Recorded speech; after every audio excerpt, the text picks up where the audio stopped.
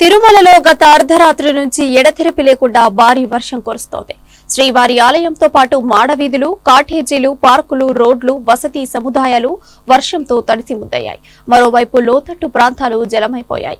దీంతో భక్తులు తీవ్ర ఇబ్బందులకు గురవుతున్నారు.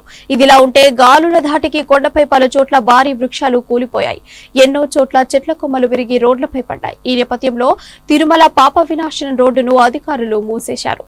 రోడ్లపై పడిన వృక్షాలు, కొమ్మలను అటవీ టీటీడీ అధికారులు తొలగిస్తున్నారు. మరోవైపు ఘాట్ రోడ్డులో కొండ చర్యలు విరిగిపడే ప్రమాదం ఉండడంతో అధికారులు అప్రమత్తమయ్యారు. ఘాట్ రోడ్డులో ప్రయాణించే వాహనదారులు అప్రమత్తంగా ఉండాలని హెచ్చరించారు.